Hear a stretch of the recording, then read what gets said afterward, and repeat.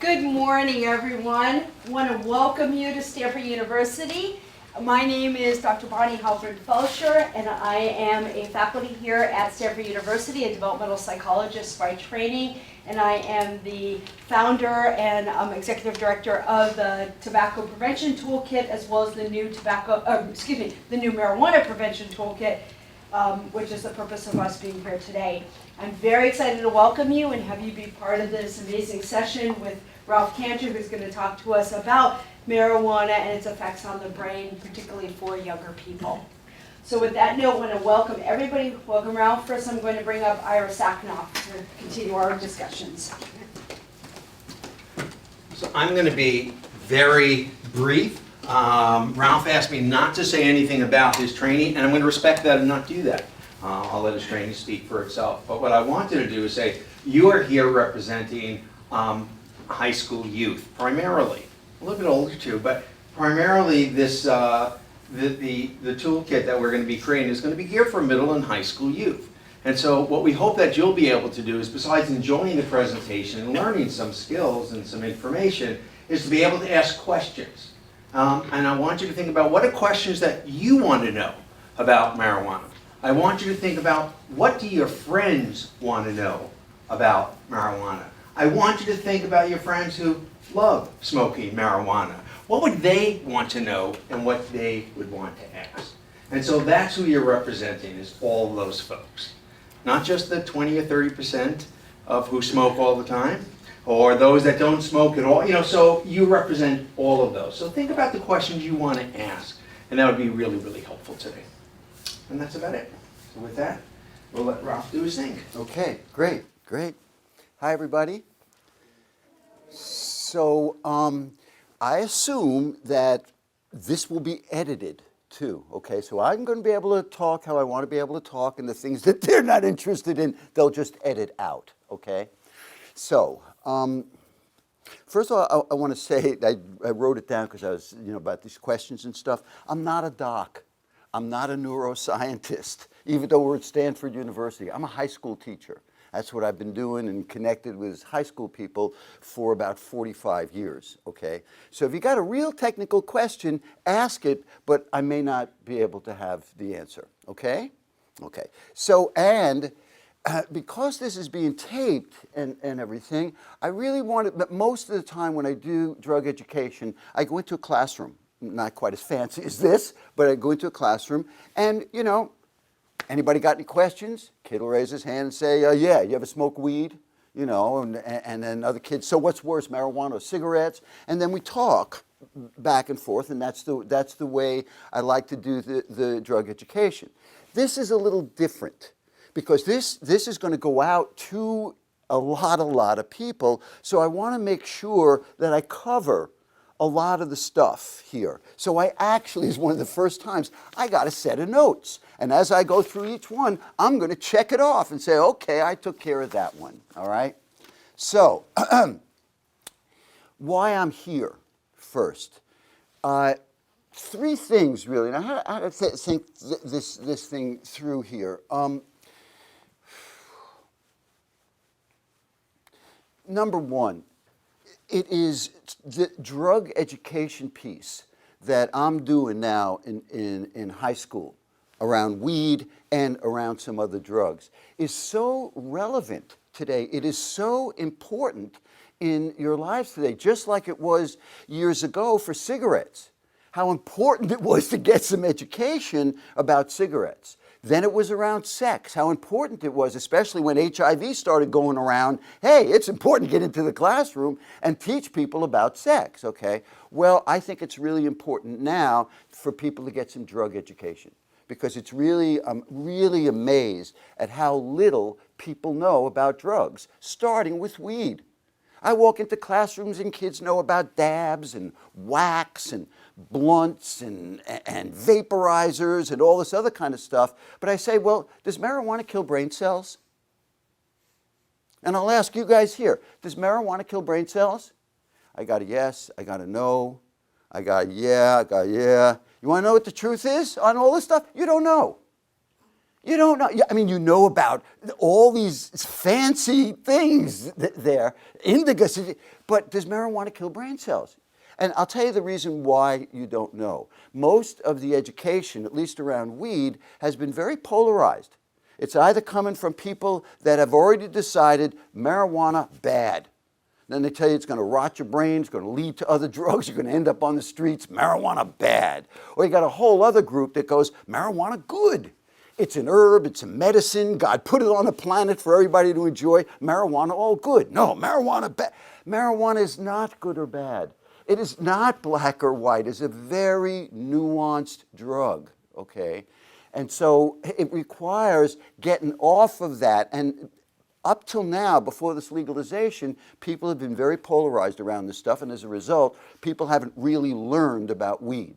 So, and then it escalates to, how many people here have heard about crossfading?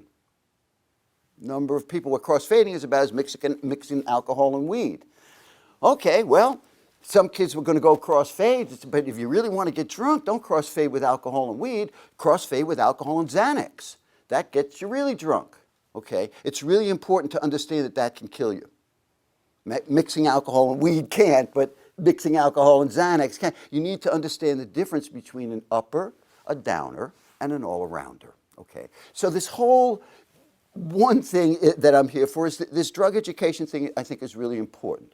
Number two, when I asked about the middle school people, I don't teach middle school anymore. And the reason I don't is I went into my son's class when he was at Willard in Berkeley, and I did a marijuana session with a few of the classes. That night, I'm making dinner for him, and I get a phone call from a parent. And the parent gets on the phone. She says, "Are you Mr. Cantor?" I said, "Yeah." She says, "What the hell did you tell my kid today in class? Did you tell my kid he smokes marijuana, it might make him feel good? I don't want my kid to know that. You told my kid he smokes marijuana, he bites into an apple, it might taste better. What the heck are you teaching my kid?" I stopped teaching middle school. Okay, I want to do drug education here. And so that's the second one. And the third reason I'm here, and this is the one that I've been kind of learning about myself, because I've always been really connected to high school kids, and it's always been very interesting for me. I'll tell you what it is that I think, and it has to do with the stage of life that you are in high school, or really from about the age of 12 to 18. You're going through a very, very important stage. And we go through stages of development. I mean, if any of you guys have little brothers or sisters or whatever, and you take a 2-year-old, and whatever this is on here, I put it under the table, and the 2-year-old thinks it's gone. Okay? You get to be 3 years old, the 3-year-old knows, even though I don't see it, I know it's under the table. Okay? It's a stage of development. Your stage of development, which is so interesting for me, is you are leaving childhood. You are leaving childhood, unfortunately, and you're coming into, I don't know what adulthood is, and I never could figure that out exactly, but you are coming into what's called individuation. You are starting to figure out who the heck you are. That's different than everybody. Who am I? See, like at 10 years old, you after school, you get together with friends and you play and you do whatever. At 15, 16 years old, it's not so easy. Because now it's, well, who do I want to play with here? And what do I want to do when I'm there? I need to figure this stuff out. See, at 10, you never had to figure out how you party. You just went in and partied. How do you party at 15, 16 years old? That's a really important thing to figure out. How do you recreate? And who you are is really what you like, what you are interested in, okay? So this stage of development stuff is the third reason why I'm here, is that really interests me as you go through what's called individuation. That was number one. Number two. What I'd like to talk about here are a few things. Number one, I want to talk about a drug that your brain makes called dopamine. Now, that's really connected with a lot of this stuff. Number two, I want to talk about weed.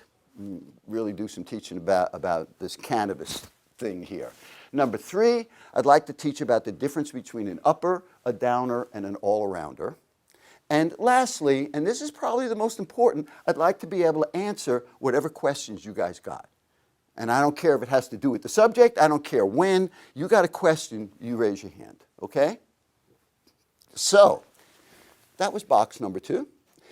Box number 3, anybody got any questions or comments? That was box number 3.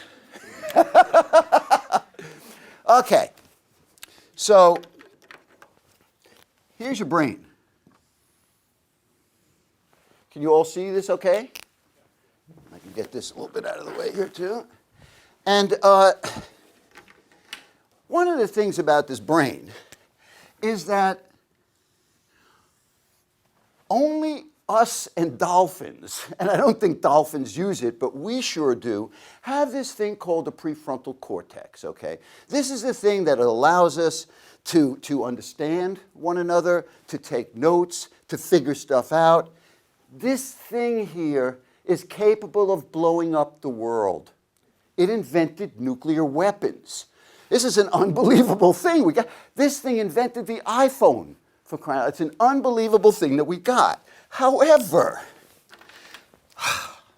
there is a whole rest of your brain here. That's also very much who you are. Only it don't talk a language. It doesn't make sense. You can't have a conversation with this guy. This guy isn't rational. This guy isn't even conscious. It's subconscious. But it has a lot to do with who you are also, okay? And it turns out it has a lot to do with drugs as well. That's what brought me in here with this stuff.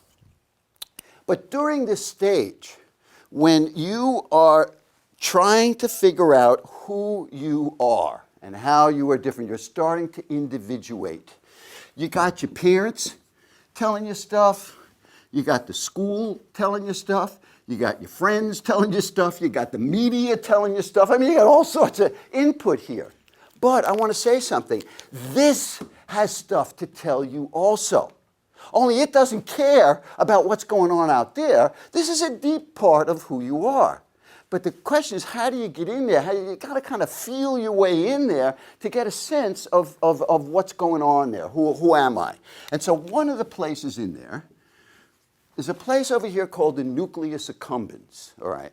And so what I want to do is I want to take a slice of this, and this is actually all over the brain, but we'll think about it in the nucleus accumbens here. I want to take it and take a slice of it, lay it on a slide, and look at it under a microscope. And it looks like this. Some of you may have seen this before. This is not a kite. Not a kite.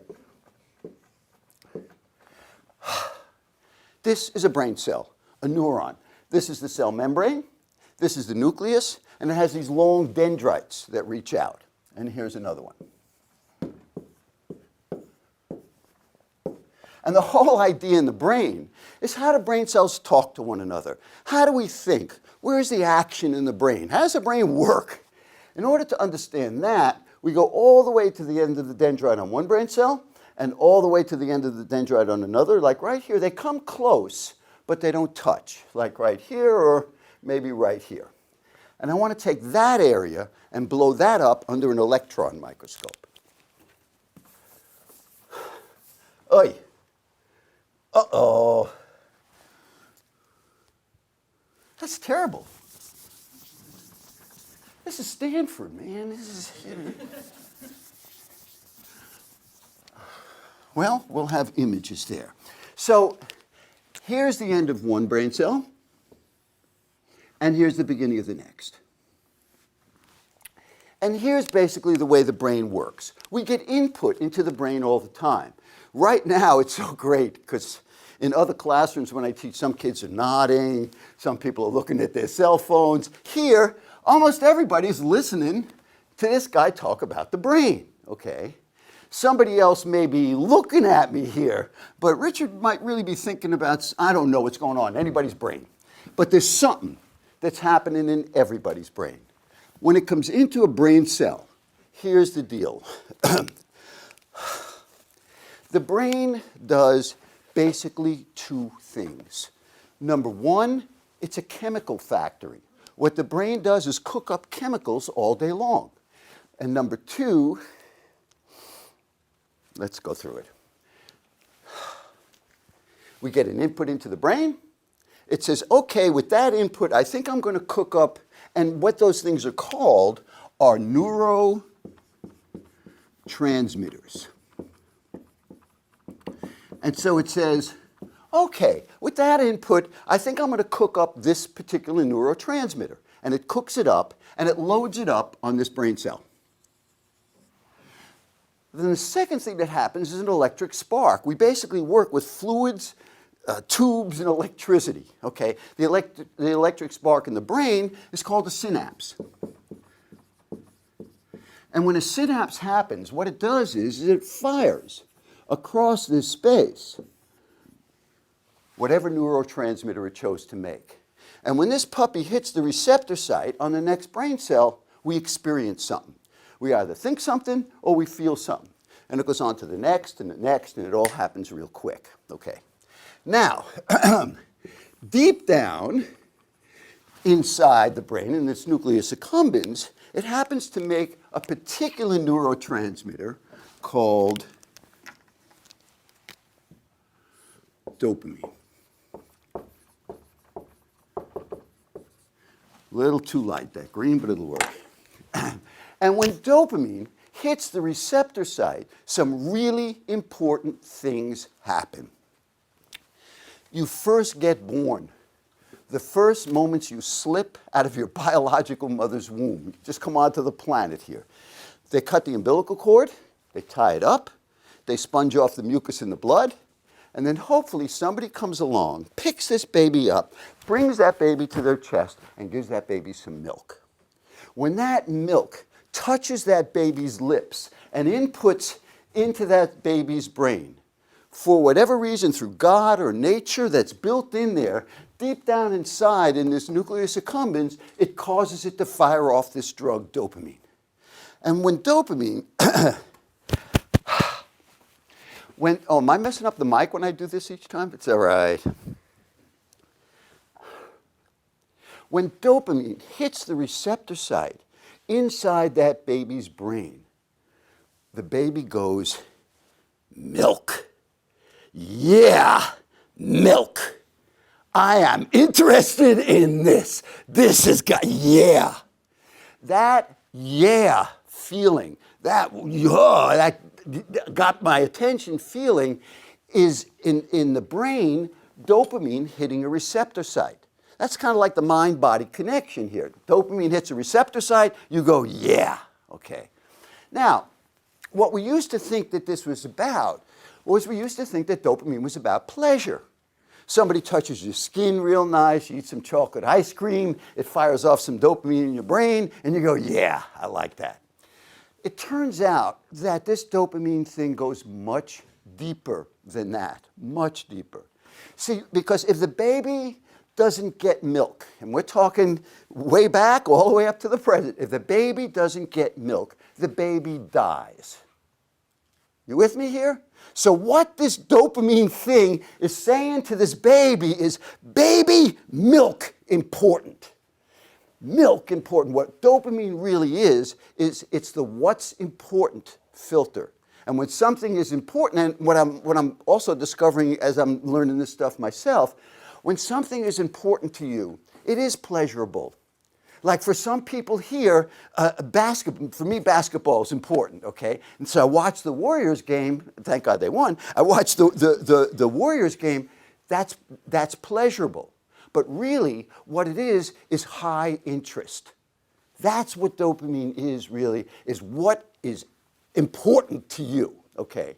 Now, in the beginning, it's the same for everybody. Getting loved up, getting food, being connected to other people, all that stuff. But once you start to individuate, once you start to say, well, who am I on this? Now, what fires off dopamine for one person doesn't necessarily do it for another. If I rolled a '56 Chevy into this room and I lifted up the hood, Maybe some of you might come over and go, wow, man, check that out, okay? For a lot of you, you couldn't care less what's underneath the hood of a 56 Chevy. What fires off and so what I'm saying is, as you begin to individuate, this guy here that's firing off this dopamine for you, this is what's telling you what you're interested in. And in a broad way, you might think of it as, well, some people are interested in science more. Some people are more art people. Some people are more sports people. I don't know. Some people are more literature. I don't know what that is. But that's kind of like your job at this point, is to figure out where your interests are. Where is your juice? I want to say something for me. I come here, not today actually, but I come here and I do this teaching. It fires off dopamine for me.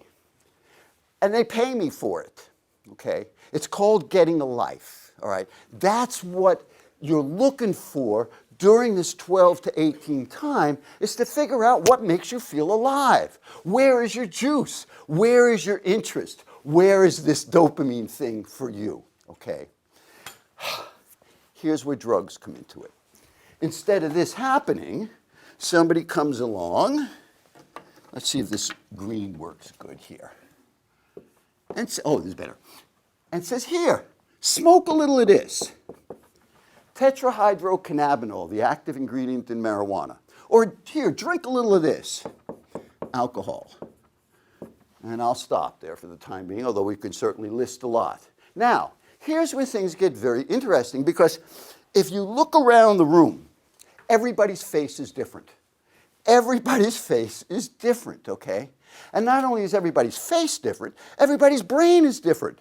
You get your brain, your face, all this stuff from your biological mother and father, and they get it from their biological mother and father all the way back, okay? So when we come here into this room, everybody has a different face, and everybody has a different brain. So you bring alcohol and weed in here. Some people are sitting with a brain where they go, what are you, crazy? Why would I want to do that to my brain? And they don't drink or smoke, and they're not interested in it, okay? Some people get born with a brain where they're curious, and they smoke weed, and they get paranoid. They don't smoke weed after that. Or they drink alcohol, and they get real sick and throw up and have a hangover the next day, and they don't drink anymore, okay? Some people get born with a brain, and we'll just do it here with weed, where they smoke weed, and their brain does this.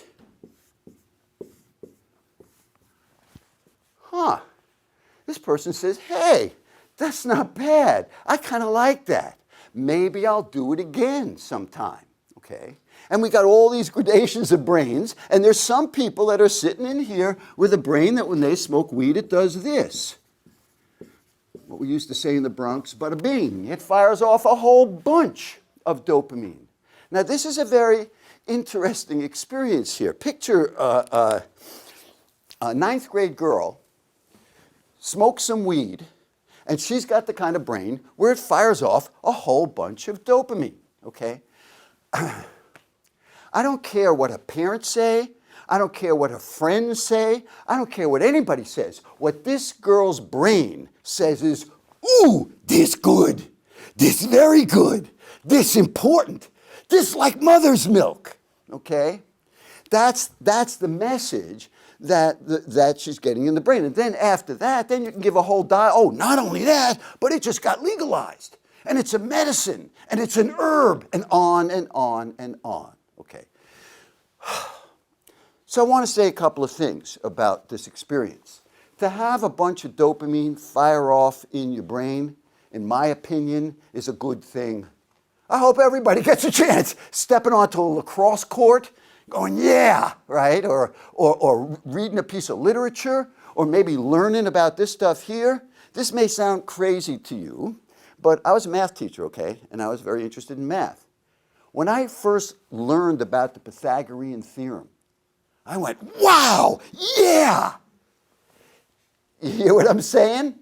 And that's the thing that you want to start to figure out. You may not fire, you're not going to fire off this amount of dopamine. Let me tell you, there's a problem, and I'll talk about that in a minute. But you do want to figure out what in here fires off dopamine for me.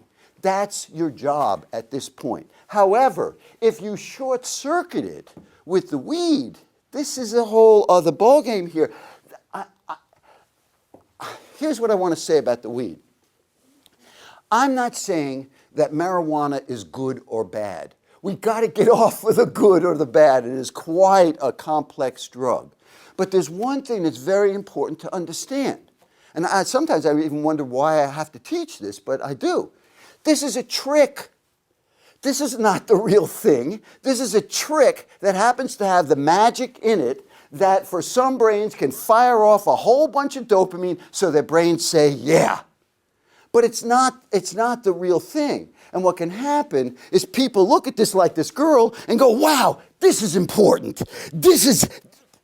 It's a trick, folks. It's not the real thing. And I want to say something about this trick. I want to say a lot of things about this trick. But to trick the brain at this point, like for instance, you get to a party. How do you party? Somebody says, you don't need to figure out how to party. Just drink a little of this, smoke a little of this. You may be sitting in the same chair, but you're partying, okay?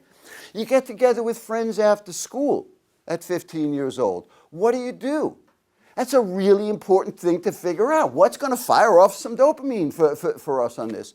Well, in our area here in Northern California, the odds are, if you're with a group of kids and they're trying to figure out what to do, one of the kids says, we don't have to figure it out. Let's just roll ourselves a fat one. That way, all we got to do is get loaded, and then we don't need to figure out what to do. It's a done deal. You feel a little down. You smoke a little weed, you're not down anymore. You're bored. It's kind of like God's way of telling you to get a life. You're bored. Smoke a little weed, you're not bored anymore. But I want to say something. To do that at this point and to trick the brain, what you're tricking is trying to figure out what fires off dopamine for you. How do you recreate? What do you do when you hang out with friends? How do you party? Where are your interests? Where is that juice? That's your job at this point, is to figure that out, to short circuit it with the weed. First of all, it becomes a dead-end street. I'll tell you why it becomes a dead-end street. Your brain, even if you were Madonna or Brad Pitt, is not going to fire off all this dopamine. Only a drug does that. So what the brain has to do is it says, I got to make more dopamine receptor sites so I can handle all the dopamine. So you start to create what I call a party brain. It says, okay, we're ready now. Where's the dopamine? Because we got our receptor sites there. The second thing that happens is as you pound these receptor sites with dopamine, it's kind of like taking a set of headphones, putting it on and turning up the volume real loud. After a while, your ears go a little deaf. Here, after a while, you don't feel it as much. So now I'm going to need more of this to make this happen, okay? And you're developing a brain that says you want more and you feel it less, okay? And I want to say something about this. Maybe at some point, this thinking part of your brain that's been getting this guy high all this time, this thinking part says, listen, we got to stop now. We're going to get UA, we got a job, we got whatever. This part of the brain says, no, I don't want to stop. No, we have to stop now. No. We got to stop. No. And you get a war inside your brain. And if this guy wins, and you keep doing it even though you're saying no, now you're in big trouble. Now we're getting into what addiction is. Maybe you got to go to rehab. What do you rehab to if you never did figure these things out in the first place? If you never did figure out, how do I lift my spirits? How do I recreate? How do I hang out with? It's like starting from the beginning. And you're going to face something else. So, I'm talking about the stage between 12 and 18. Here's what I'm saying. Woo! Whoa! I thought it was just going to go right on the board here. Man, now I know I'm in Stanford.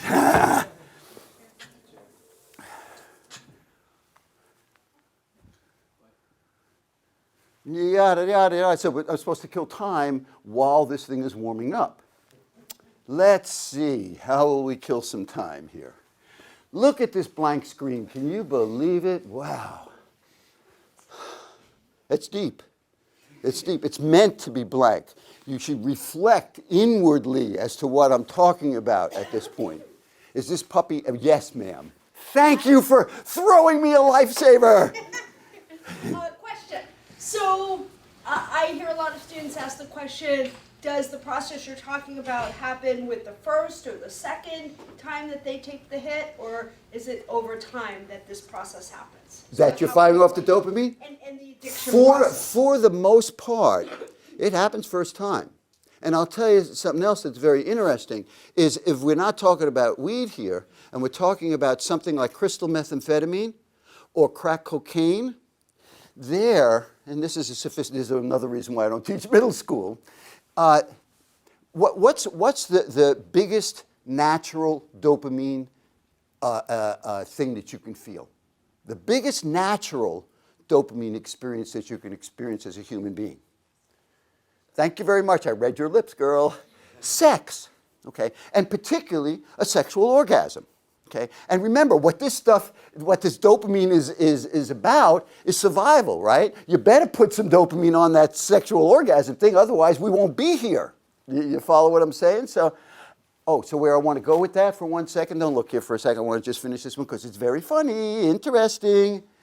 The first time somebody smokes crack cocaine or smokes crystal methamphetamine, and I'm talking you have to smoke it in order to experience it, it fires off 2 or 3 times the amount of dopamine of a sexual orgasm. That's the level of dopamine that this thing fires off, and it never happens again. And so they do what's called chasing the pipe, which is that they're looking for that high over and over again. But that could also be true, Bonnie, with weed. The thing about weed, though, that's a little different is that sometimes in the beginning with marijuana and with cocaine, just with those 2 drugs that I know of, you can take it and not realize you're high. Not really recognize that you're high. And the reason is that your brain doesn't really understand it. It's got to kind of wrap its mind around what's going on here. So that may take a while for your brain to come up to speed as to what's going on. Okay, so here's what I'm saying your brain looks like at 12. I know it's a goofy picture, but I love it. And what it's supposed to be is an aerial view in LA of a bunch of roads running in a bunch of different directions. Well, what I'm saying your brain transforms into between 12 and 18, and it doesn't solidify till you're 25. But when you're walking out of high school at 18 years old, it looks like this. And there's 2 enormous changes that have taken place during this stage of development when you begin to individuate and you begin to find out who you are. First thing is there's less highways. It's called pruning. If you've ever seen a gardener prune a tree, they cut out big branches of the tree so the tree really gets a chance to take its shape and to grow and to go where it needs to go, okay? Here, the roads that you don't take, the roads that aren't firing off dopamine for you at all, you got no interest in those roads between 12 and 18, they get pruned away. Every time you go to the bathroom and you urinate out thousands of brain cells. It's exactly what's supposed to happen. You're getting rid of a lot of the stuff that you're not interested in. And that leaves room for the stuff that you are interested in. And the stuff that you are interested in, those get to be major highways. And I want to explain what that is. So now, we'll do that. Oh, I love it.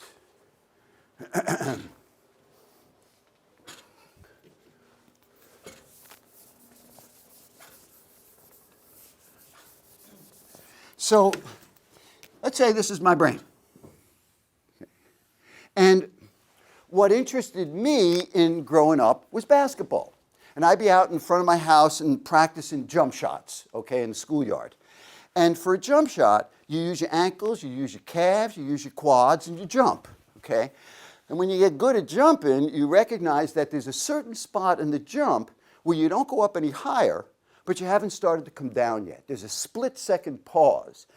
at that split-second pause, you use your forearm, your wrist, your fingertips, and that's where you take your shot, okay? To watch Kevin Durant do it is a beautiful thing, okay? In my brain, I went through a whole bunch of connections that were my jump shot connections. And now when I go, I do it again, and I do it again, and I do it again. And I keep getting on this road. What begins to grow around the outside of these electrical connections is something called myelin. And what myelin is like insulation on a wire. The more you do it, the more it insulates that wire, the better that puppy fires off. So after a while, that gets hardwired in. So, during this time, between 12 and 18, the stuff that you work gets hardwired in, and the stuff that you don't work gets pruned away. It's a very crucial time. And if you begin to use the weed thing here, you got to figure out where to buy it. Then when you figure out where to buy it, you got to get money to buy it. And then when you get money to buy it, and you buy it, then you look at it and you go, well, how do you do this? Do you grind it up, or do you put it in a pipe? You got to get the accoutrements for it. Then after you get the accoutrements for it, then you got to figure out where you're going to do it, and then you do it. Fires off a bunch of dopamine, your brain says, thank you very much. Next time, it's a little bit easier. Next time is a little bit easier. Next time, and I was speaking to a kid who said, listen, Ralph, I only smoke weed on the weekends. You know how much that kid smokes over a year's time? 100 times. That's what I want at this point, those roads that get myelinated in to lead to what really fires off dopamine for you. I don't want it to lead to weed at this point. You're not going to die of an overdose. It's not going to kill you. But the thing is, it takes you off your direction. You have a job to do right now. And the job is to figure out who you are. And who you are is what you're interested in.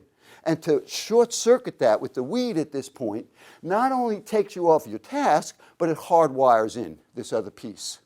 I am not anti-weed. It's just that between the ages of 12 and 18, really they can make it longer, that's great, but this is a time when weed is really detrimental, not later on.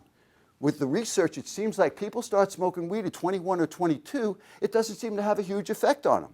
Cigarettes do, alcohol does, but not weed. The only place where weed really seems to have that detrimental effect is during teenage time.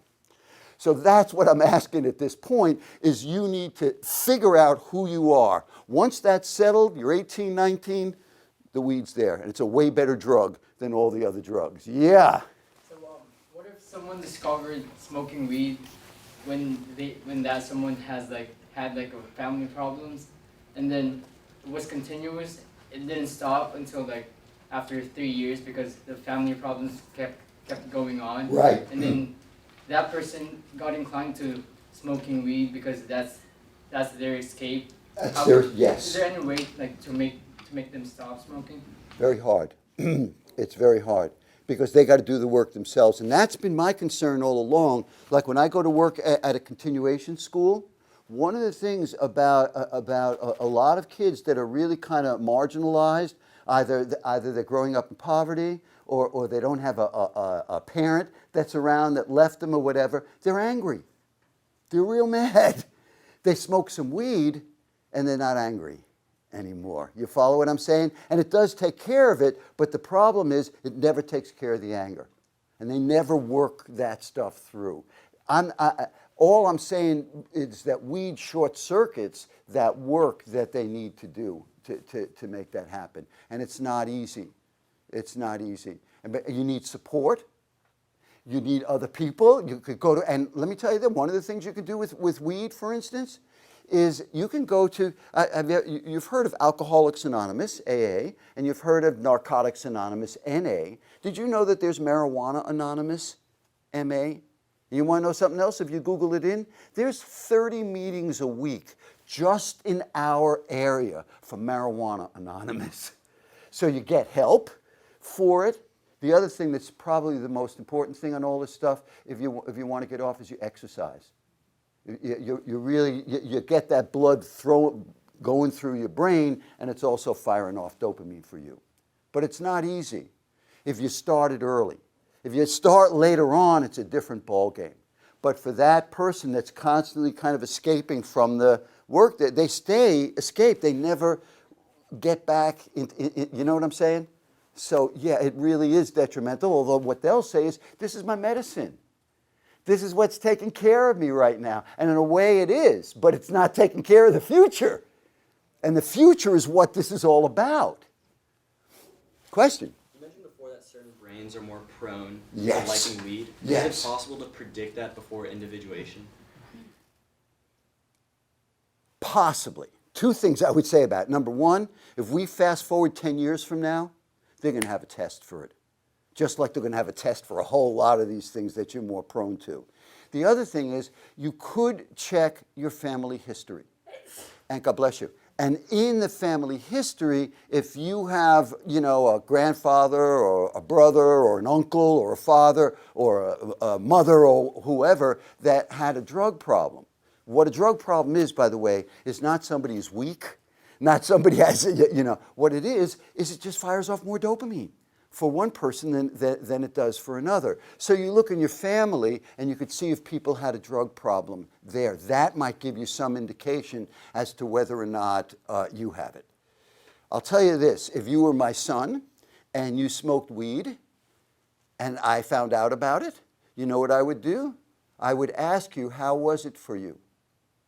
That would be a very important question. And if you said to me, it was okay, or I got a little paranoid, whatever, you're a high school kid. But if you said to me, oh God, Dad, I loved it, that's an indicator also. It's, you know what I'm saying here? Yeah, there's an old joke about that where you got two gorillas eating bananas. I bet you a whole bunch of people don't get this joke either.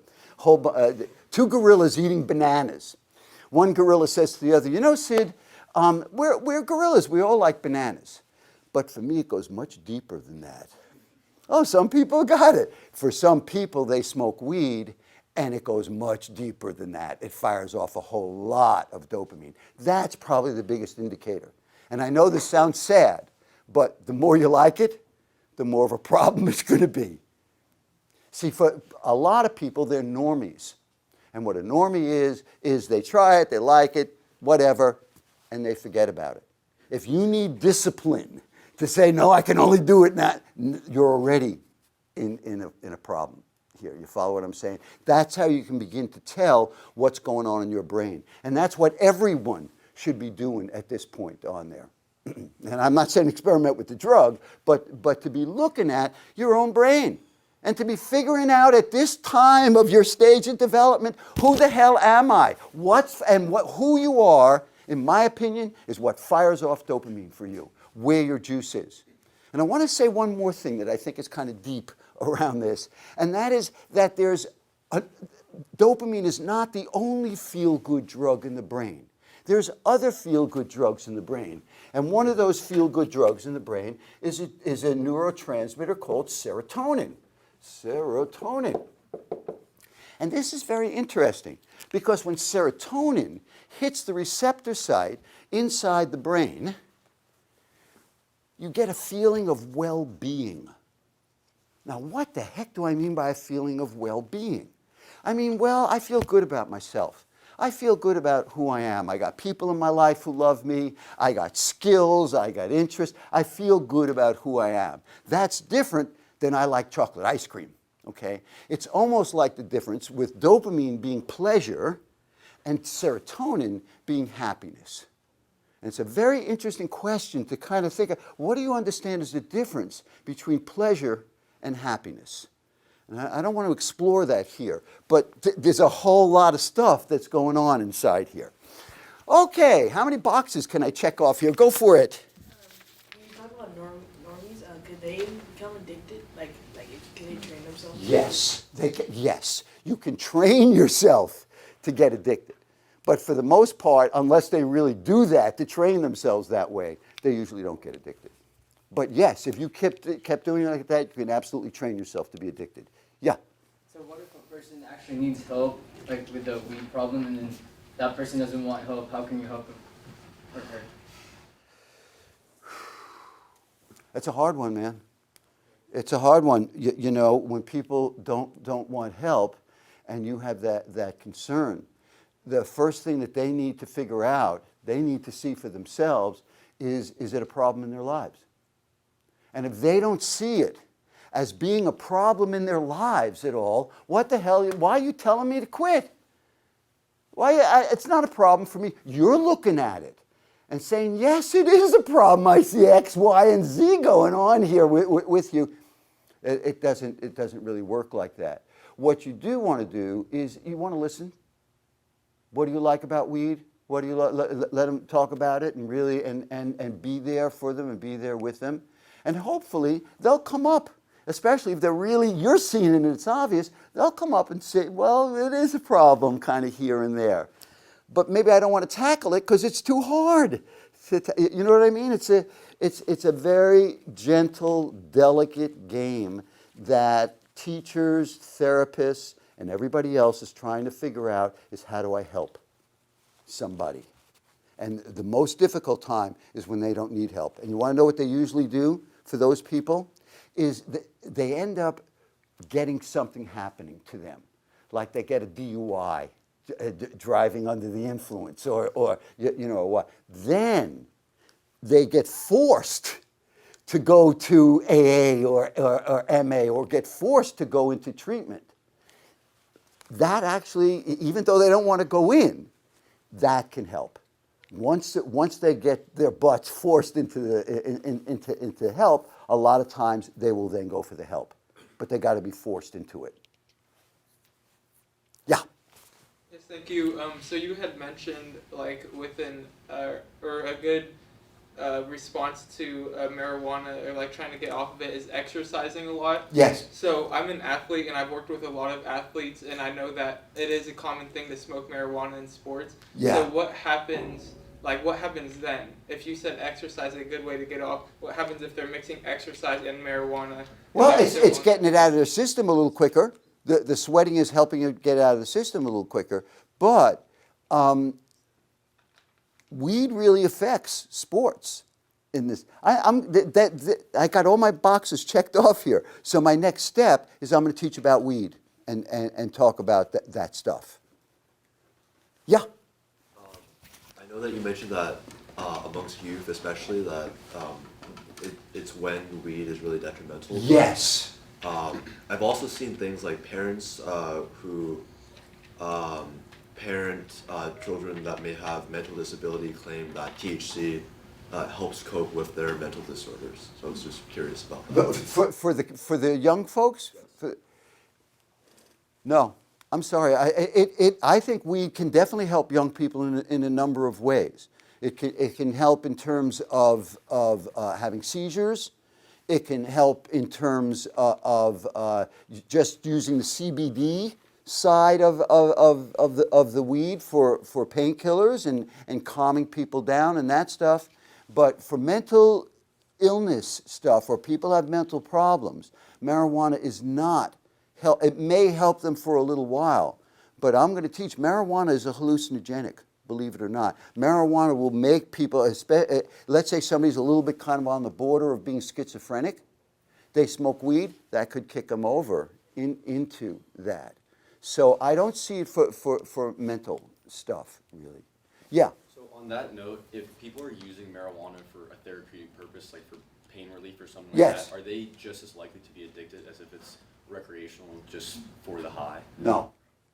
Particularly because if they're really doing it for that medicinal purpose, then they are doing weed that is very high in something called CBDs and low in THC. And the CBDs are not addictive. It's the THC that's addictive on it. Does that answer your question? Yeah, go for it. Is alcohol as detrimental to like the teenage brain as marijuana? Oh yeah. It's like it damages your like brain highways to the same extent. Yes, maybe even more so. As a matter of fact, two things. Number one, if you're real young, well, picture a pregnant woman drinking some alcohol. It has enough power to totally destroy the workings of that embryo. Okay, so the alcohol is a very strong drug in that way. Tell me what you asked again. Does alcohol like damage your brain highways as much as? Yes, and what I want to say is that if you do something called binge drinking, which is drinking 5 drinks in an hour, 5 shots in an hour, that will kill brain cells. That and something called huffing, which is when you're inhaling the vapor of, say, gasoline or cleaning fluid or whiteout or that kind of stuff. It gets you high, but that also kills brain cells. But for the most part, none of the other stuff really kills brain cells. The alcohol, though, isn't just doing damage to the brain. The alcohol is doing damage to the liver. It's doing damage through a whole bunch of parts of your body. It's quite a detrimental drug. And I'm going to teach a little bit about alcohol in a minute here. But I want to get to the weed thing. Go for it. So over the past few years, I've heard rumors of how THC concentrations are increasing Yes, in ma'am. marijuana. That's what I'm going to teach. How does that affect marijuana statistics as of now? It's hard to say because it's all changing real quickly. But I'll tell you one thing. It's kind of like, I see it in almost so many areas today, it's kind of like turning up the volume on something that wasn't that loud. And we're going to see. One thing for sure is that with the weed out today, people's tolerance level is like right up here right away. But it's hard to know all of what this super duper weed is that's out there, what effect that's going to have. And I'll tell you something, for the most part, you guys are the experiment on it. Study you guys in 20 years from now that are doing this and see just what happened. Remember, look how long it took for tobacco to finally get to be realized for all of what it was. And I'm not painting weed out to be tobacco, but that's another piece. Boy, we got to move on here. I want to make sure I get there. More questions? Go for I it. just had a question regarding the mental health piece, and Yes. I know there's some parents using it towards ADHD. But Yeah. It seems a little counterproductive considering like the attention and what your take is on that. Well, here's the deal. Marijuana, cannabis, really does help ADHD for a few hours while you're high. And on both ends, and when I say ADHD, I mean it relaxes the muscles so that you can really kick back, and it slows down the ADD stuff so you're not having all those thoughts floating around. It's because it hits this place in the brain called the cerebellum that I'll teach. The problem is that once the drug wears off, you get more ADHD than you were before. There's a big bounce back effect from it. The idea is to get off of that bouncing back effect and see if you can slowly move it in another place. But weed really makes the situation worse afterwards. It's just a good, quick, short-term solution that creates more of a long-term problem. So let me start teaching about weed here. First of all, I hate that you call it weed. I hate that I'm calling it weed. I'd like for us to all grow up and begin to call it cannabis, which is what it is. Weed, how it got the name weed is if you take a marijuana seed and you throw it in the ground and it gets a little rain and it gets a little sun, it grows just like a weed, okay? The stuff that's around here today ain't no weed, okay? So here we go. There's a few plants on the planet, not very many, but a couple of plants on the planet that happen to have chemicals in them that match chemicals in the human brain. Example, in China and Afghanistan, they got a poppy plant, and it's different than the California poppy plant. Poppy plant over there gets a big thick stem, and then when it gets ripe, it gets a bulb. You squeeze that bulb, a liquid comes out that matches something in the human brain. The liquid is opium. The human brain has an opioid site. It says, I know you opium, I do it myself, come on in. And so like a key into a lock, opium comes into the human brain, goes into the opioid site, changes the way it works, and somebody gets high on opium. So there's another plant on the planet, the cannabis plant. And inside that cannabis plant, there's actually two sets of drugs. One set of drugs was what we were talking about, and that's the CBDs. They don't get you high, but I believe that when you talk about marijuana having medicinal value, this is going to have huge medicinal value. The other drug that's in that cannabis plant is a drug called tetrahydrocannabinol, better known as THC.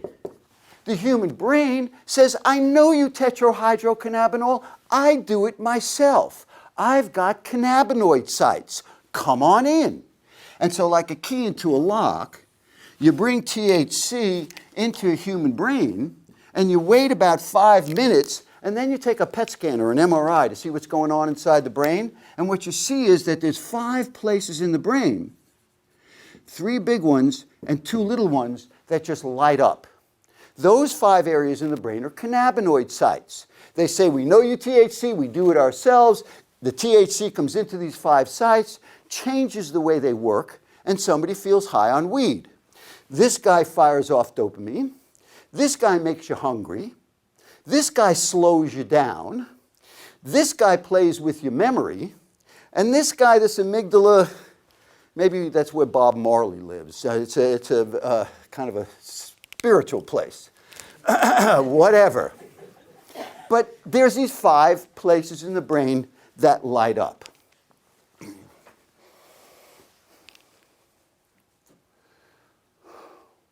There's one other thing I was going to say about this. Forget it, it'll come in the teaching. So, here's this tetrahydrocannabinol inside this marijuana. So I went to high school in New York, in the Bronx. Tough high school. I'm old. I went to high school in 1958 to 1962. It was a very interesting time. Rock and roll was just starting to happen. Elvis Presley, things was just starting to break loose in every which way. There was no weed. Nobody heard about weed. Miles Davis, a trumpet player, he got busted for marijuana. Other than that, nobody heard about marijuana. Graduated high school in 1962, and then I went off to a military school. Who was I talking to about the whole military? I got locked up for 4 years. Yeah, there he is. I got locked up for 4 years, so I didn't really know what was going on in the outside world. I came out in 1966, 4 years later. I moved into Greenwich Village in New York, and weed was everywhere. 1962, nobody heard about marijuana or weed, really. 4 years later, it's everywhere. Here, it's at Greenwich Village, out here in California, Haight-Ashbury. Does anybody know how that happened? Nobody. Little history, guys. Hippies. Hippies were rejecting society at that time. And part of what they were saying was, listen, your whole tobacco and alcohol thing is whacked. Down in Mexico, they got this drug marijuana, and it's way better. And they went down there, and they bought it. They bought it as a brick, 2.2 pounds, a kilo. Whoever got it smuggled it across the border, came up north, got home, went to the store and bought a box of sandwich baggies. Would take the brick, break off handfuls off the brick, fill up a sandwich baggie. It was called a lid. They didn't use a scale back then. They just filled up the sandwich baggie, weighed anywhere from 1 ounce to 1.5 ounces. And whoever had it, it cost $5. Whoever had it would roll up a couple of doobies, and people got high. Believe me, hippies in the 60s got high. I was there, okay? That weed had this tetrahydrocannabinol in it, and it had 1 to 3% THC. And it's very important to understand this drug worked fine. People got high in the 60s, no problem. They all got the munchies and everything that you talk about. This drug worked, okay? Next thing that happened, the late 60s, was the Vietnam War. And a lot of people went to Vietnam, including me. And I smoked weed in Vietnam. And the weed in Vietnam was totally different. It was a totally different experience. And the reason was, it was 5 to 10% THC. Now, in order to understand the numbers on this, let's say this was 2% and this is 8%. This weed was 4 times stronger than this weed. Think about it with alcohol. It's like if you're in San Francisco, you order a rum and Coke. And then you go to Saigon in Vietnam and you order a rum and Coke, but they put 4 shots of rum in instead of 1. That was this weed, 4 times stronger. And the reason was, it was a different strain. It was all cannabis, but the cannabis in the States was cannabis sativa, where the cannabis in Vietnam was cannabis indica. And so this is a much stronger strain. So what some of the soldiers said was, hey, listen, if we ever brought this back to the States, people go crazy for the stuff back in the States. So what happened was some of the soldiers took these indica seeds, put them in their pockets, and they all came back across the Pacific. You either sailed or flew and you landed in California, and some of those people took those indica seeds and said, listen, let's not leave California. Let's just go up north to Humboldt County and Mendocino County. And they just got trees up there. We'll plant these indica seeds and start ourselves a little marijuana business. Boy, did they ever. And you ain't seen nothing yet until you see this legalization thing. There's billions of dollars to be made, okay? And they started it right here in our backyard. Marijuana changed from $5 an ounce to $5 a gram. And all of a sudden, marijuana stopped being a hippie thing, and it turned into big business. And it has never stopped being big business. Next thing that happened is they learned how to grow it. And one of the things you learn about growing weed is when they're only about 3 weeks old, they have a gender, male plant, female plant. Male plant has a little blue flower. What the grower does is go around, dig up all the male plants, and throw them away. And literally throw away half the crop. But now they got the female plants growing by themselves without any male plants around. The female plants don't get fertilized. And if they don't get fertilized, they don't make seeds. So the potency of the plant, instead of going into the seed, goes into the bud. So they started to grow just female indica plants, and that bumped it up to 10 to 15% THC. And you guys weren't born yet. Now we got to fast forward about 25 years while they are up there cloning and hybrids and fertilizing and everything else, so that the common weed in our little Northern California is between 15 and 20% THC. Compare that to what hippies were getting high on here. This is a whole other ballgame of drug here. And I want to say 2 things about it. My son goes to Berkeley High School as a junior. And he says, you know something, Dad? We can walk across the street of Berkeley High and buy ourselves a nickel bag of purple bud. Okay. What a nickel bag of purple bud is, it's a nug of marijuana that's probably about this big. A nickel is $5 on the streets, and it's 15 to 20% THC. I traveled around the world.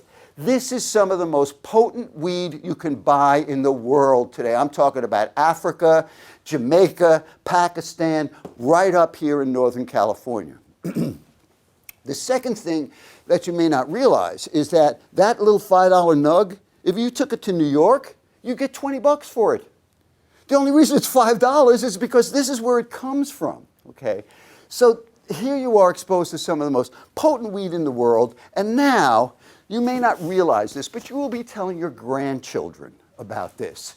And what's happened in our blessed little place of Northern California has come legalization. And I'll tell you what comes along with legalization. The big boys. The big boys, the people that got the big bucks. Now, it isn't a matter of growing weed in your backyard and selling it with a little help from your friends. It's like the tobacco companies buying up giant acres of land to be able to start growing and doing their whole thing, okay? And so some of what they do is you take this 15 to 20% bud and you get a sophisticated thing, and I've never seen one, but I know that they exist, and you blow butane, like from a lighter, from a butane lighter, you blow butane through that 15 to 20% bud, and what comes out the other side is some really highly concentrated stuff that's called wax. And wax is right around 50% THC. And I don't want to go through all of the ones here, but I'll tell you the last one that you end up with is a dab. And a dab is 95% THC. This is the level of where you guys are coming in to this thing here right now. Two things. I had some middle school kids walking out at the end of the day, and one kid says to the other, "Are you dabbing?" Yeah, can you imagine? And they made a dance out of it. So we should all be happy about 95% THC. The dab, you know what this is, by the way? You inhale 95% THC, you then begin to cough your brains out. And while you're coughing your brains out, they make a dance out of it called dabbing, okay? So this is the, and let me tell you, when I was a kid, when I was your age, and I'd be watching the Lone Ranger on TV, the commercials at that time were dancing cigarette packs around Chesterfields, and now we got dabbing. All right. This level, this is where you guys are coming in on this. And not only are you coming in on this level, but you're also coming in on a teenage time. This is a whole other ball game of what it does here. Couple of things, because I know my buddy Ira there, we have been fighting the tobacco companies for years. And we finally got them. There's not a lot of kids that are smoking cigarettes the way they were when we first started working there. We got them. Okay, boy, I felt so good. Now come the tobacco companies again. First of all, they invent this thing that's a little battery that heats up a little coil so hot that whatever touches that coil vaporizes off the coil. So you can't really smoke wax and all these other things through dab the way you would weed. So you just put it on a little coil and you go like that. No smoke, no fuss, no smell, and you're inhaling anything from 50 to 95% THC. That's where you guys are at. This is where people started up here. This is no lightweight drug. This is a hell of a drug that's going on here. And here's the second thing that the tobacco companies did. I can't believe it, besides buying up the weed. You know, they even bought the name Sour Diesel. Can you believe that? Which is one of the names of a marijuana strain. The second thing is they have come up with another invention. It's called a Juul. Juuls. How many people here have heard of Juuls? Raise your hands. Amazing. First of all, listen to this. This is really amazing. This is only 3 weeks ago. I was teaching up in Ukiah. And Ukiah, I don't even think it's 100 miles north. I think it's about 75 miles north. And it was 3 classes of high school kids, about 90 kids. And I said, how many people here have heard of Juuls? 1 kid raised their hands. 1 kid. Here, everybody raised their hands. And they'll hear about it up there. It's just that it just started here. This is a new one for the tobacco companies. And what the tobacco companies knew, and I guess the Jamaicans knew this too, is that nicotine, but tobacco, but particularly nicotine, enhances a marijuana high. It makes a marijuana high better. So if you smoke weed and then you smoke a cigarette or something that's got nicotine in it, it bumps it up higher, okay? That's how people learned about a blunt. Well, what we'll do is we'll roll up the weed in a tobacco leaf, and that way we'll mix the weed with the tobacco, and that'll bump up the high. You all tracking me on this stuff here? Okay, well, it's interesting.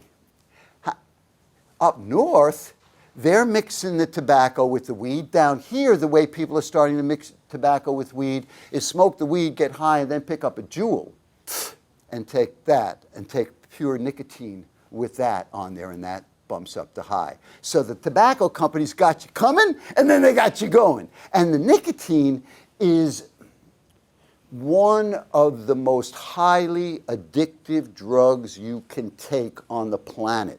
It has its own set of receptor sites in the brain that says, yeah, nicotine, okay? So here, and I was at Berkeley High a couple of days ago. I walk in the bathroom, and there's some kids that are juuling in the bathroom. I don't know if you guys have seen it at your high school yet, but it's happening there. And I want to tell you something, because I know, I went through it with cigarettes. A lot of those kids that are juuling now in high school will be juuling for the next 40 years. That's how addictive this nicotine thing is. So now, not only do we got this, but then we got this whole nicotine connection with the weed together. And that's what you guys are looking at, and the delivery system is done deal. Nobody can smell it, nobody can, and look at the delivery system that you got here. This is no weed. This is a hell of a drug that's going on here. All right. And I want to say two very interesting and unique things about this drug, tetrahydrocannabinol. That's very unusual. First thing is that it's fat soluble. Almost every drug that we take or exists is liquid soluble. It dissolves in the liquid, dissolves in your blood, goes to your brain, does what it's going to do. Then the heart pumps it through the liver, and the liver filters out all those chemicals in there. So in 24 hours, you pee in a cup and you're clean. Your liver has cleared out all the drugs that are in your system, except weed. Because weed is fat soluble, meaning that it dissolves in the fatty tissue in your body. And the fatty tissue in your body is not your butt or your thigh. The fatty tissue really is brain cells. That's what the brain uses for fuel, is pure fat, and you just kind of pour an oxygen over it all the time. Okay, so it stays in that fatty tissue for 3 days if you smoke just once.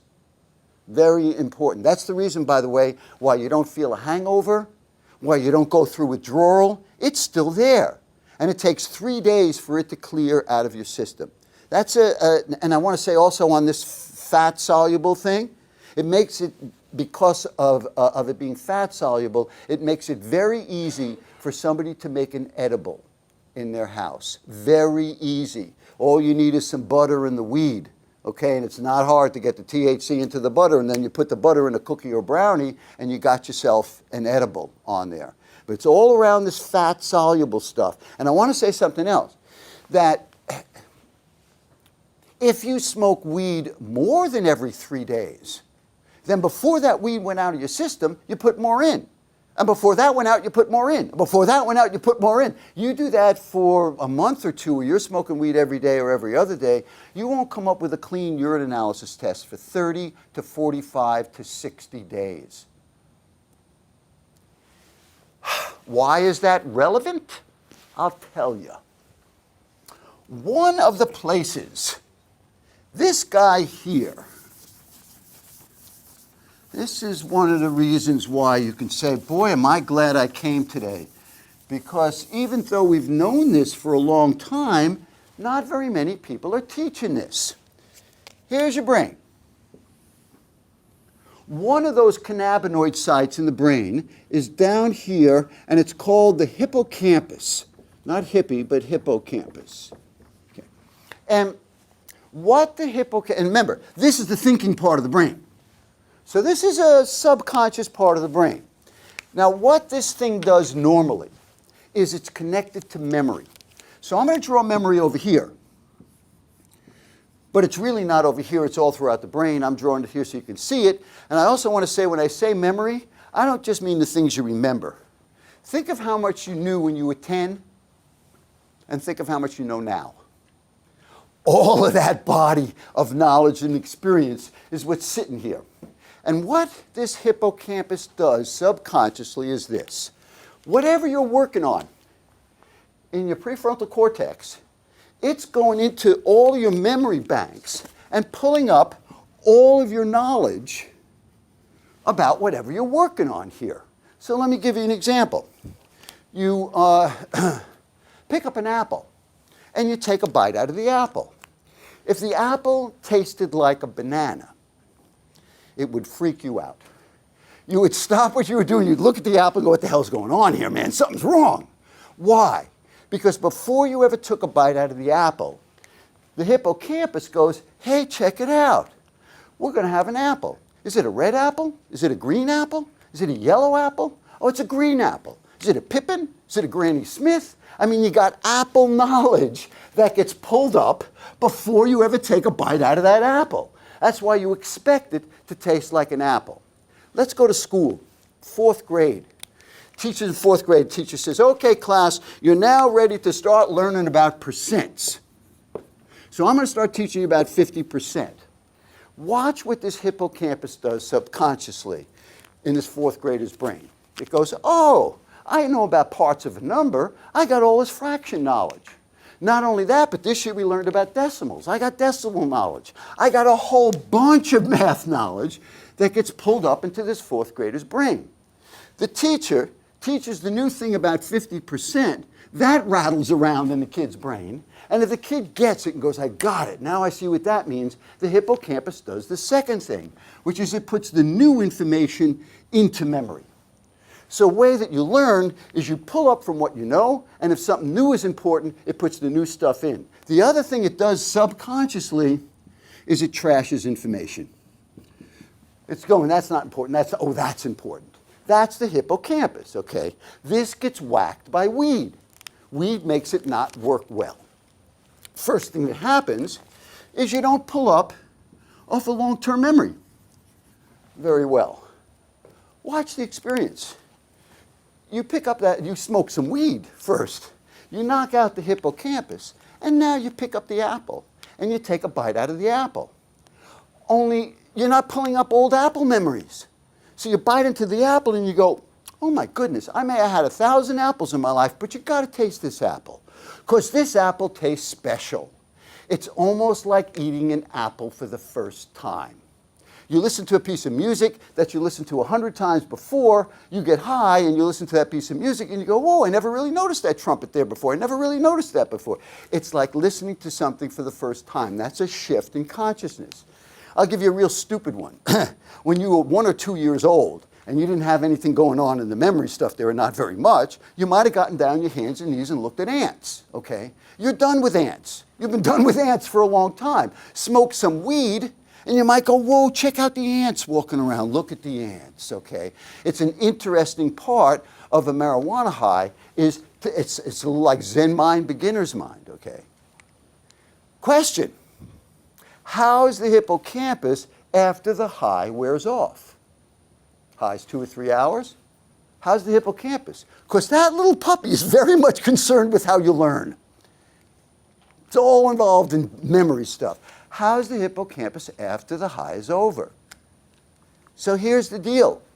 First thing I said was that marijuana is fat soluble, and so it stays in your system for 3 days.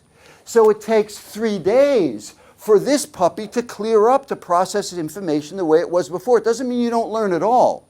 But is this interfering with learning? Absolutely. That's what makes the apple taste good. And I want to say something else. If you're smoking every day or every other day on this stuff, this hippocampus could be under the influence for 30, 45, 60 days. Marijuana interferes with learning. Even though it can feel like, I am learning. Boy, look at the ants, look at the... It's just that it doesn't process. And I'm teaching at Oakland School of the Arts. The Oakland, I'll give the San Francisco one, soda, loved it. Kid raises his hand and says, Mr. Cantor, we smoke weed, it makes us more creative. We can really think outside the box when we smoke weed. I say to them, you're right. You can think outside the box. You're not locked into this system. And then they say, yeah, and then we get together and we get into these deep conversations. And in the middle of the deep conversation, somebody goes, what was I talking about? I know I was talking about something deep. I just forgot what it was. It also doesn't put stuff into memory very well either. It just knocks that whole puppy out. It's an interesting feeling, but believe me, there's a price on it, especially at this point where you guys are going to school and you need this hippocampus. The other one that I want to mention, that we were talking about sports earlier, it hits this cerebellum, and when it hits the cerebellum, you slow down, okay? And it's kind of a nice feeling to slow down. The trouble is, it's there for 3 days. So if you're playing a sport, day or two after you smoke, it's still in this cerebellum. You're slowed down. Now, you may not be slowed down a lot, but, you know, a tenth of a second in a sport is a big deal, okay? So, and I'm sure, even though you got a lot of sports players that are smoking weed, I'm willing to bet the real professionals, they are not smoking during the season because it really takes an edge off your performance level there. Second weird thing about weed, besides it being fat soluble, is that there are 3 kinds of drugs that get you high. Uppers, speed you up, fire off dopamine. Downers, slow you down, fire off dopamine. And all-arounders, drugs that you trip on, okay? Well, get this. THC is an all-arounder. THC is a hallucinogenic. THC is a drug that you trip on. Now, you might say, I know, who ever heard of it? Smoking weed, for the most part, you don't trip on it. You can't. As a matter of fact, if you keep smoking blunt after blunt, bong hit after bong hit, after a while, those 5 cannabinoid sites just get saturated, and that's it.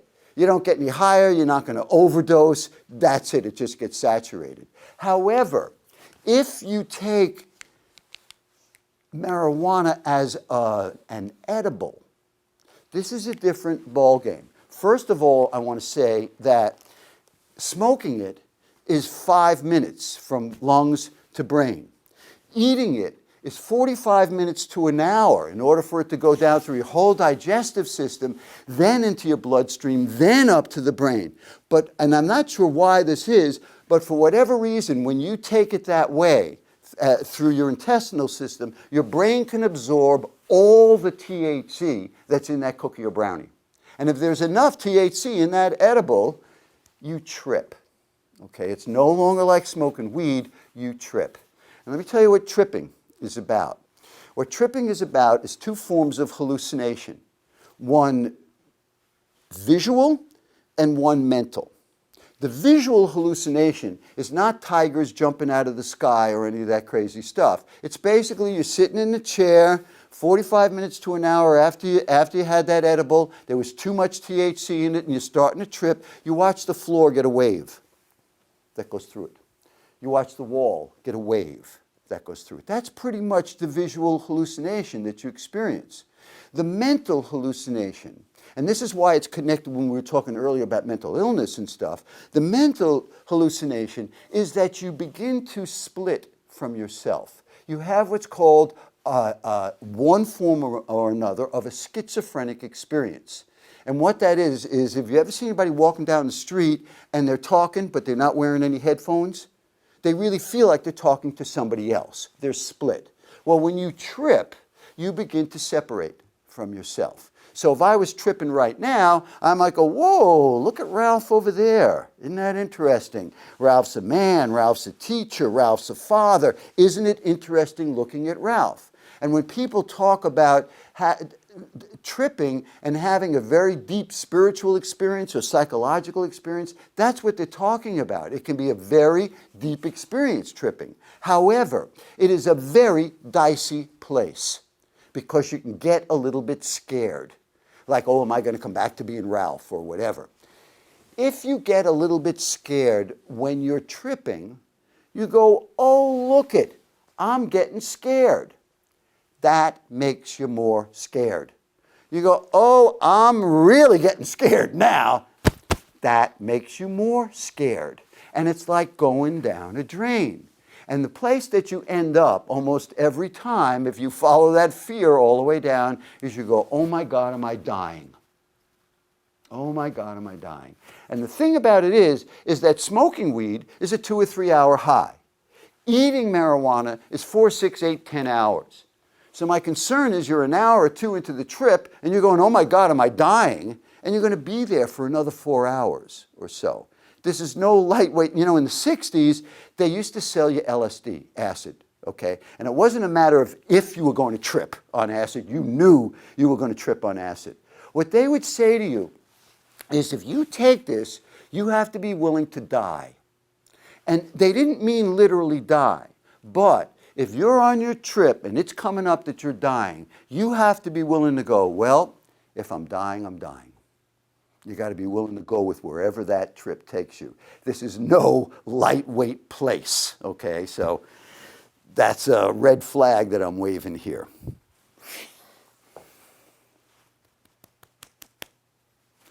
Let's go into these guys here, these downers, because this is the place where people overdose. This is the place where people die. You don't die so much from an upper, even though it sounds wild. You don't die, even though you may think you're going to die from an all-arounder, but you darn well can die from a downer. So here's the deal. The most common downer that we know of is alcohol. And what alcohol is, and basically what a downer is in one way or another, is it's an anesthetic. It puts your brain to sleep. So here's a brain, and you have a couple of drinks of alcohol. What it does is it puts the outer layer of your brain to sleep. And you want to know something? That's what people want, particularly adults. Because if I put this outer layer to sleep, I get looser. I'm not so uptight. I don't got this thing watching me all the time. So I can talk a little bit freer. Maybe I'll dance a little bit more. I get looser, okay? You drink more alcohol, and it puts a deeper layer to sleep.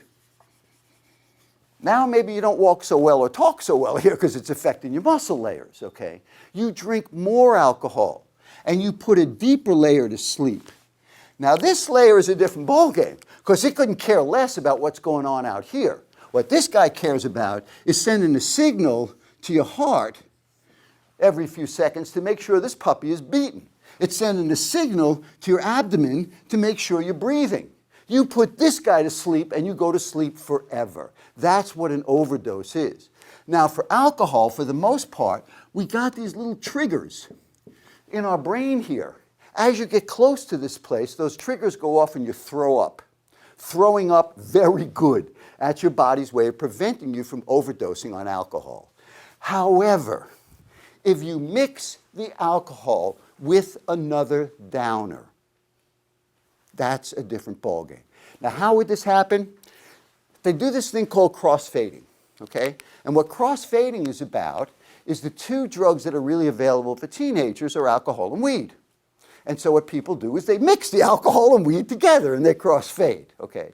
So somebody said, it was a rapper, if you really want to get drunk, don't mix alcohol with weed, mix alcohol with Xanax. That gets you really drunk, okay? And a couple of kids from Bishop O'Dowd and from Alameda High School did that after a basketball game. They crossfaded with alcohol and Xanax. One of the kids died. 2 of the kids ended up in the hospital.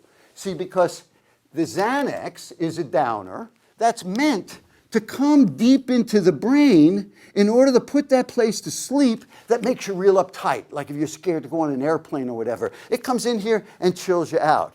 But if you mix that with alcohol, it drives it right in. And that's how people die, okay? This is how Jimi Hendrix, it wasn't from Xanax, it was from another downer. But you mix, like other downers, cough medicine, sleeping pills. What's the one I'm not thinking of right now? It's a downer, I can't think of it. Anyway, you mix them together, that's what kills you. And in the generation that's really been around before you guys has been into uppers. Starbucks started, cocaine, crystal meth, monster drinks, whatever it took, right? Now, all of a sudden, people are kicking back and going back into downers, and you're seeing people die from overdoses, from the opioid or whatever. In the 60s, that's the way we lost Janis Joplin. That's the way we lost Jimi Hendrix. That's the way we lost Jim Morrison of the Doors. That's the way we lost Marilyn Monroe, was mixing alcohol with a downer. So I want to wave that red flag out there. Let me look at my notes. Yes. Alcohol, overdose, death.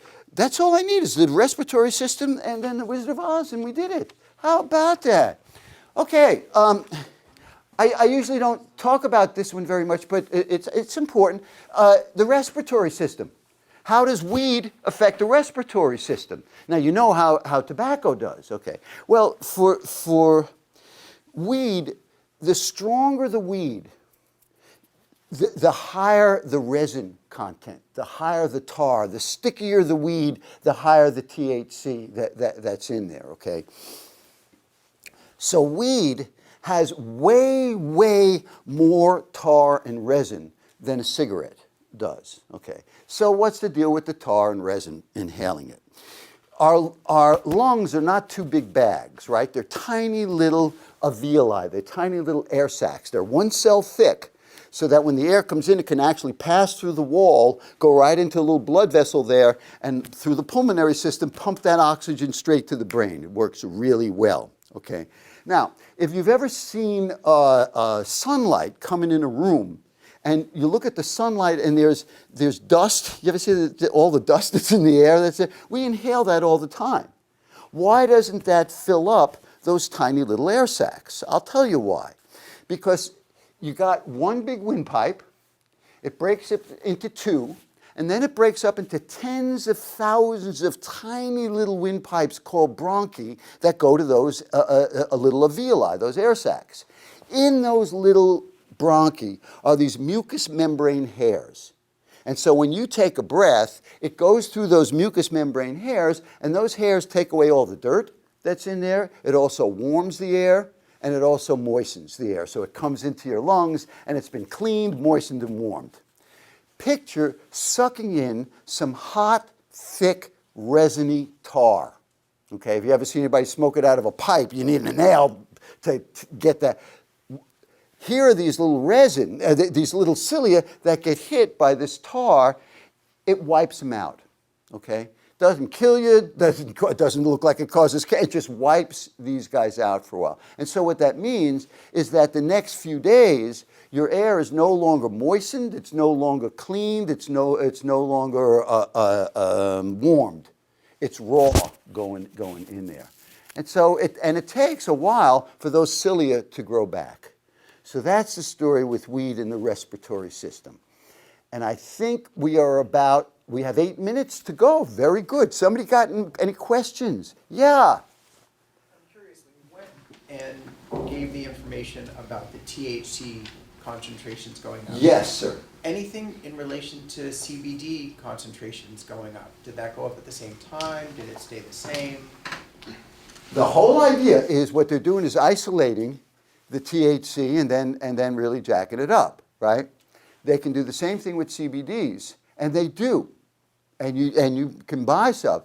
They haven't advanced it the way they have with the THC, because the truth is, Scott, 95% of the people that are going into the marijuana dispensaries at this point are not going in for health reasons. They're going in to get high. So very few people are really choosing the CBD stuff, so there's not a large motivation at this point to really amp up that area. But they can certainly amp it up that way, and I hope that they will at some point. But right now, so much is around money, and people are just not buying the CBDs the way they are the THC. Yeah. Yes, thank you. So this question has a little bit of like irony behind it, but like. Good, I like irony. So like, I've heard marijuana referred to as a gateway drug a Yeah. lot. So obviously that has to do with like using other drugs or getting into other drugs. Yeah. But do you think that the legalization of marijuana is sort of now a gateway into more research into it, or just a gateway to more legalizing of different drugs? No, I don't think it's to legalizing more different drugs. It certainly is a gateway now for us to be learning about weed. We're finally going to be learning about this stuff. So that's a really good thing. Here's the two things I would say about it as a gateway drug, maybe three. At Berkeley High, I was running I was part of a health fair, and we had a wheel, and it spun around and be marijuana questions on there, and the marijuana question came up for this girl, and it said, do you think marijuana is a gateway drug? And without a pause, she says, yeah, it's a gateway to my refrigerator, which I like that. I believe marijuana is a gateway drug to cigarettes now. Marijuana is a gateway, and I don't even want to say cigarettes anymore, because a Juul is not the whole cigarette thing. It's just the pure nicotine. Marijuana is a gateway drug to nicotine today. I really see that, and that's one of the things that really concerns me, because people will be able to, with a little work, get off the weed. Getting off that nicotine is really, really tough, and the tobacco company is just bringing you right in on that one. That's one. The other is, sometimes I see it as a gateway drug because people get interested in hallucinogenics and psychedelics. So then they'll go explore something like mushrooms or salvia or that kind of thing. I don't see it as a gateway drug into a lot of other drugs. Except for this cross-fading thing. This mixing of alcohol and weed, this is not going to go away. And I'm watching up north now, like in Napa County, where they have all these wineries. They're now splitting the wineries in half, and they're going to grow weed on half that winery. And there's going to be a weed and wine train. Can you imagine? So there is, it is opening up in some ways the whole drug world. And my whole message for you guys as teenagers at this point is to use those drugs at this point really short circuits those developmental tasks that you've got to do, not to use the drug to be able to go around that. And I'll tell you something. I have parents that'll say to me, I know my kid's smoking a whole lot, but he's still getting A's and B's on there. You want to know something? It does affect learning, like we said, with the hippocampus. But the main thing that it affects is, how do you take care of your stress? How do you recreate? How do you hang out with friends? How do you party? Where's your interest? Well, all of that stuff. How do you deal with your anger? All of those things, that's important stuff to figure out at this point, not to short circuit it with the weed. I see people that started smoking weed as a teenager, they have no social skills. They're busy getting loaded all the time. They don't really, or they don't know how to hang out with friends because I got to get loaded. So it's, what was your question again? Oh no, you basically answered it, but just like, is it like gateway into more research and gateway into like... Yes. And let me tell you something, it is going to be a gateway into a lot of learning for everybody. The adults, everyone is going to be learning from this legalization stuff, because drugs are not going to go away. They are here to stay, okay? And it can be that drugs can enhance your life and make it better. And it can be that drugs can really screw up your life. So it all depends on how we work with this stuff and how we do it, and we got to do it with a lot of knowledge that's up here. Right now, what I'm seeing in the high schools with weed, it's like the Wild West out there, whatever they can get and do, there's no knowledge out there right now. That's what we need to do, is to raise that knowledge and have people understand what's going on. And then maybe they'd be able to use it. Maybe at some point, many people in here will be able to use marijuana as a recreational drug. And you'll do a hell of a lot better with that than you will with alcohol or any of the other drugs. But it's just during this developmental time that's where marijuana is interfering with that struggle to figure out, how do I party? How do I hang out with friends? How do I take care of my stress? How do I kick back? All of those things are what you need to learn now. I had a girl say to me, Mr. Cantor, all I do is I smoke a little bit of weed before I go to bed at night. Is that bad? And I said, well, if you're doing that now and it gets hardwired in on there, are you ready to do that for the next 40 or 50 years? See, what I think is you should start now to teach yourself how to go to sleep, because that's an important thing to figure out. I know it sounds crazy, but you need to figure these things out now. Once you get to be 18 or 19, I don't have a case against weed. I'm glad that weed got legalized. It's just that you guys are exposed, and you're not exposed to weed. You're exposed to one hell of a drug here. Yeah. Yeah. I have two questions. Number one is, so you had us for an hour and a half. If you don't have an hour and a half for someone, what are the 3 walkaways you want high school youth to kind of know from your experience? What are the 3 Around weed? Yeah, what are the 3 most important things if you were to try to summarize it? Like, Got it. You know, you don't, what would they be? The 3 most important, number 1, it really interferes with teenage development. It's interfering with just this stage of your, that's the biggest takeaway. I'm not anti-weed. It's just between 12 and 18. There's stuff that's going on in your brain, that myelination and pruning. This is the time when you need to stay away from it. That's number 1. Number 2 is a takeaway. I don't know, that one's so big to me. I would leave it. I'm serious. That's really the biggest takeaway for me. And the message that's really out there is wait. Just a couple of years. Wait. Get a life. Then go do what you're going to do. And let me end it with this thing here. I assume a lot of you guys know about The Wizard of Oz. You know the movie The Wizard of Oz? Yeah. So in The Wizard of Oz, what it's about is this girl Dorothy that gets blown away from her home in Kansas and ends up in this crazy la-la land, okay? And she wants to go home. And she says to these munchkins that are there, she says to the munchkins, how can I get home?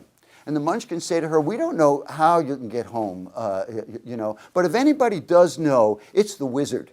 And the wizard's in the Emerald City. You follow this yellow brick road, and it'll take you to the wizard, and maybe the wizard can get you home. So she gets on the road, and while she's going on there, she runs into a scarecrow that doesn't have a brain. I want to have a brain. I want to be able to think great things. I want to be able to do great things. She says, well, I don't know how you get a brain, but they say the wizard might be able to get me home. Maybe the wizard can get your brain. Come along with me. And now the 2 of them are there, and they run into a Tin Man. Doesn't have a heart.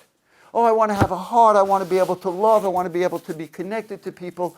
We don't know how you get a heart. Come with us. Maybe the wizard can get your heart. And then they run into a Tin Man who doesn't have courage. Come along. And so here are these beings that are on this road to get a brain, to get a heart, to get courage, to get home. It's like a metaphor for getting a life, okay? They get to the top of the hill, and they look down, and there's the Emerald City. But in the movie, in between them and the Emerald City was poppy fields, okay?